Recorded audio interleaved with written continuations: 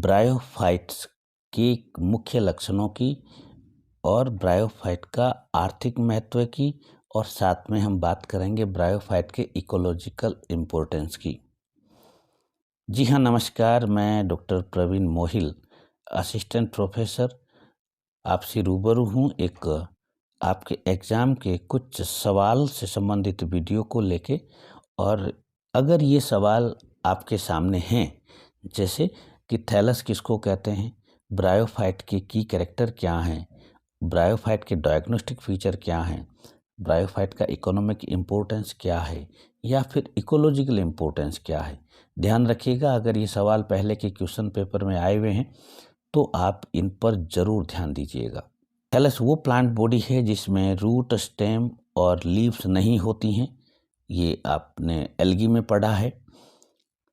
Thallus in general dorsiventral होते हैं, यानी कि वेंट्रल और डोर्सल सरफेस दोनों साफ होती हैं, अलग अलग होती हैं, जैसे हमारी हथेली है। फ्लैट होते हैं और डाइकोटोमस ब्रांचिंग मिलती है। डाइकोटोमस ब्रांचिंग मिलती है और ये उदाहरण एल्गी में है, फंजाई में है, लिवरवर्ट में है, लाइकेन में है। थैलोफाइट्स जो हैं उनमें पर्टिकुलरली प्लांट बॉडी थैलस होती है और ब्रायोफाइट के अंदर थैलोइड होती है। यहाँ पे लिटरेचर से कि ब्रायोन वर्ड बना, और ब्रायोन का मतलब होता है मॉसेज और फाइटोन का मतलब होता है प्लांट।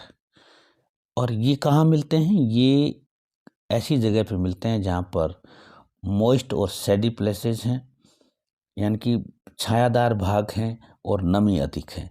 हमारे डेजर्ट की तरह धूप अधिक नहीं होनी चाहिए।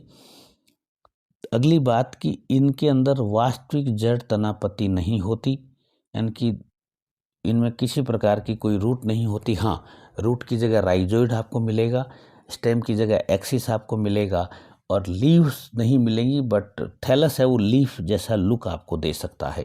इसलिए इस लाइन पे ध्यान दीजिएगा कि यहाँ बच्चे अक्सर कंफ्यूज हो जाते हैं।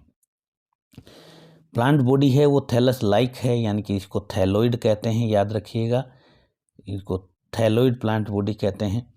थैलस जैसी है, जो कि या तो प्रोस्टेट हो सकती है, इरेक्ट भी हो सकती है। और मेन प्लांट बॉडी है वो हैप्लॉइड होती है। मुख्य लक्षण क्या है, ध्यान से देखिएगा।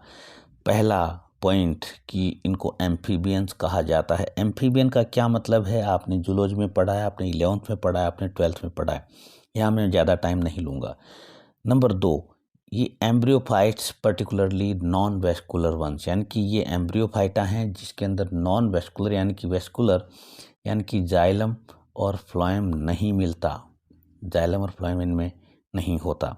यानी कि तीसरा पॉइंट जो कह रहा है, small plant that grow in सैडी and damp condition, बहुत छोटे छोटे प्लांट्स होते हैं और सैडी एरिया में ही मिलते हैं, यानी कि हिली एरिया में ये मिलते हैं। Number 4, they are devoid of vascular tissue. Vascular tissue यानी कि वही जाइलम और फ्लोएम इसमें नहीं मिलता है। Number 5 very important, they reproduce by spores, यानी कि इनमें किसी प्रकार के फ्लावर यानी कि फल या सीड यानी कि फूल और बीज नहीं बनते हैं।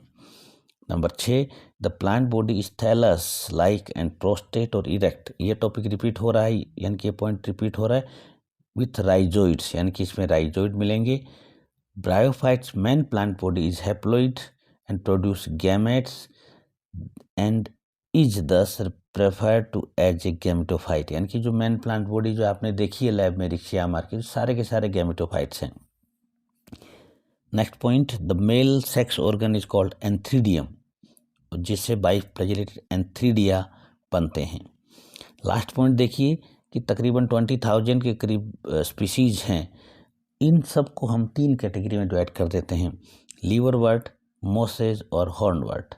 लीवरवर्ट यानी कि लोअर ब्रायोफाइट, मोसेज यानी कि हायर ब्रायोफाइट, हॉर्नवर्ट यानी कि बीच का है ये। तो जो शुरुआत वाले रिक्शिया मार्केंसिया प्लेजियोकार्पा है ये लीवरवर्ट में आते हैं, और जो हायर वाले हैं फ्यूनेरिया, पोलीट्राइकम स्फिग्नम, ये मोसेज में आते हैं। जो बीच का जो है एंथोसिरोस, ये इस कैटेगरी में आते हैं।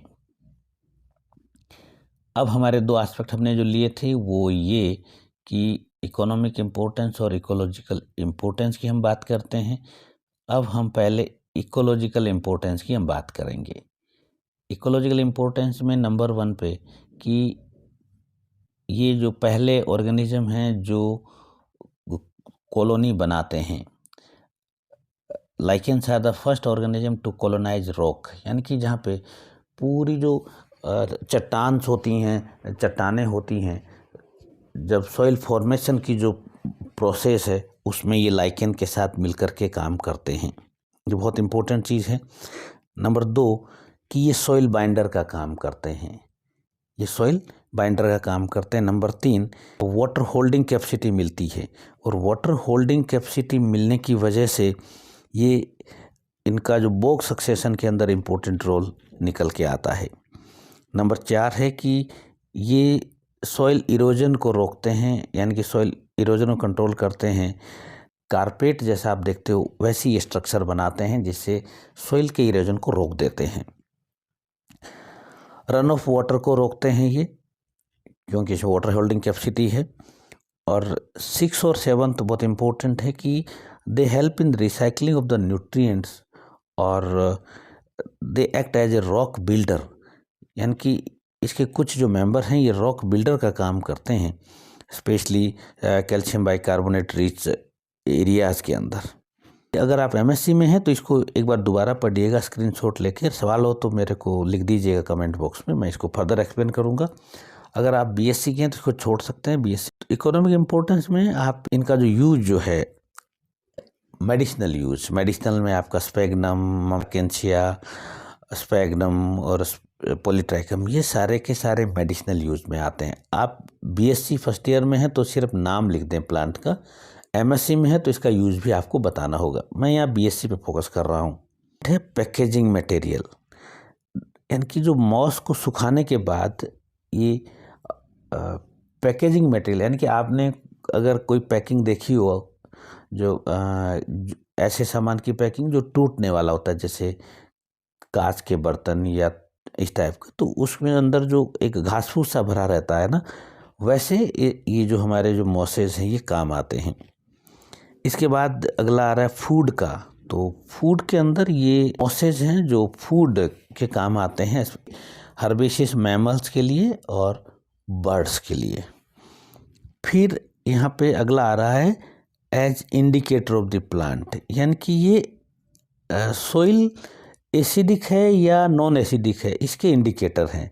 जैसे अगर कहीं पॉलीट्राइकम है, बहुत ज़्यादा ग्रो कर रहा है, तो समझो कि वहाँ की सॉइल एसिडिक है। फिर अगला जो एक और इम्पोर्टेंट आ रहा है कि सीड बेड। सीड बेड वो होते हैं जहाँ पे नर्सरीज में या ग्रीन हाउसेज में जब एक्सपेरिमेंट लगाते हैं सीड बेड में, तो वहाँ पर ये बहुत अच्छा काम करते हैं, क्योंकि इनकी वाटर होल्डिंग कैपेसिटी बहुत अच्छी होती है। अगला है पीट फॉर्मेशन। पीट के बारे में आपको सब पता है, तो पीट फॉर्मेशन में तो मेन रोल इन्हीं का है। और ये जो इससे फ़ायदा क्या होता है पीट से, lower layer of peat from coal, यानी कि पीट की अलग अलग फॉर्म है।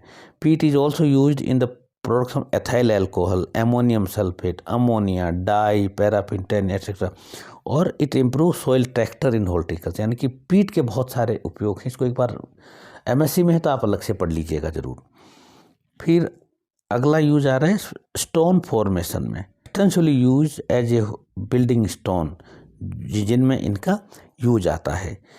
और लास्ट का आ रहा है हमारा रिसर्च में, यानी कि रिसर्च में भी इनका यूज है। रिसर्च में जो सेक्स डिटर्मिनेशन इन प्लांट्स को जब रिपोर्ट किया गया था, खोजा गया था, तो वो भी इन्हीं ग्रुप में से खोजा गया था। अगर आपका क्वेश्चन है तो आप कमेंट बॉक्स में लिख दें प्लीज़, या मुझ तक भिजवा दें। आई होप कि आपको आंसर मिल जाएगा। और आपको वीडियो अच्छा लगा हो तो आप प्लीज़ वीडियो को लाइक कर सकते हैं। आपको लगता है कि किसी की मदद करने वाला है तो शेयर कर दीजिए। और चूँकि मैं ऐसे ही वीडियो बनाता रहता हूँ तो आपको टाइम पे नोटिफिकेशन मिल जाए, इसके लिए मेरे चैनल को सब्सक्राइब कर लीजिए। Thank you very